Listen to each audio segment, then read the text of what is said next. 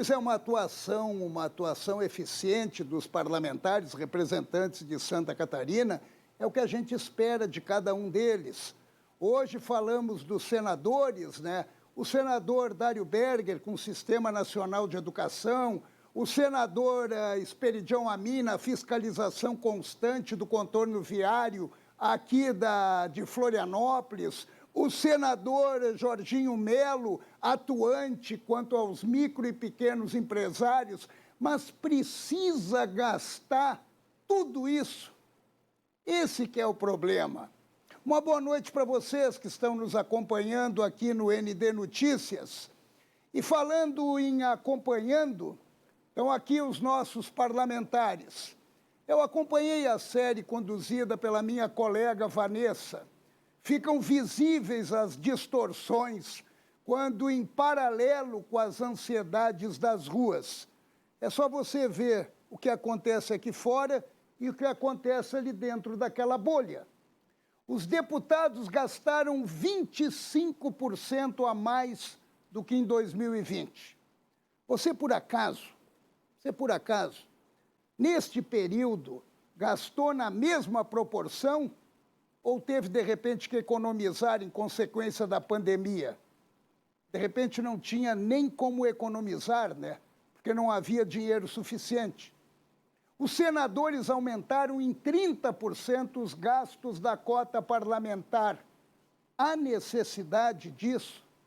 Na mesma época em que brasileiros amargavam desemprego, redução salarial, perdas de negócios em consequência da pandemia. Claro que a gente quer uma grande atuação dos parlamentares, mas é o mínimo que se espera. Estamos falando de cota parlamentar, porque o salário ficou intocável, o salário deles. Não fizeram um gesto, não reduziram nada. Bem diferente da realidade aqui de fora. E lá estão os que se lambuzaram com dinheiro público, evaporando 4,5 milhões no ano passado, apenas com despesas do mandato. Então vamos aos extravagantes. Estes aqui, Fábio Chiochetti, Hélio Costa, os líderes da lista, Pedro Czai, Ângela Min, Celso Maldaner, Daniel Freitas, Ricardo Guide, Darcy de Matos, Carlos Chiodini. Eu estou citando aqui os que avançaram em mais de 300 mil. Esses aqui chegaram além dos 400. Tem o grupo dos 200 mil, e não é pouca coisa 200 mil, não. 200 mil e próximo disso. Mas o que chama a atenção nesta série de reportagens da minha colega Vanessa da Rocha, o que chama a atenção é o gasto de 2 parlamentares, Caroline de Toni e Gilson Marques. A Caroline de Toni gastou 83 mil durante o ano e Gilson Marques, gastou 56 mil. Como assim? Como assim? Foram esses valores que eles gastaram durante todo o ano? E os demais gastaram de 300 a 400 mil? É possível exercer o mandato sem extrapolar em gastos, sem abusar do dinheiro público, sem ofender os brasileiros que, por sinal, sustentam essa orgia perdulária. Ficou visível a diferença. Enquanto os que engolem mais de 300 mil têm os que economizam, como a deputada Carolina de Toni e o deputado Gilson Marques, pois não chegaram a 100 mil. Até porque, caso a gente some todos eles, os gastos de todos eles, apenas em combustíveis, só em combustível, só vou citar a famosa gasolina, daria para dar 33 voltas no planeta. Embora a maioria no ano passado atuou em home office, mas conseguiu mesmo assim gastar mais de 700 mil dos cofres públicos em gasolina. Deve ser, eu acredito, em deslocamentos da cozinha para o banheiro ou da sala para o quarto.